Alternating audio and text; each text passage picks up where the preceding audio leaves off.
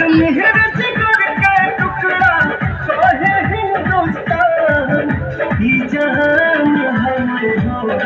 हमारे शान हमें हो ये जान हमें हो हमारे शान हमें हो स्वर्ग बनौले अपना हाथ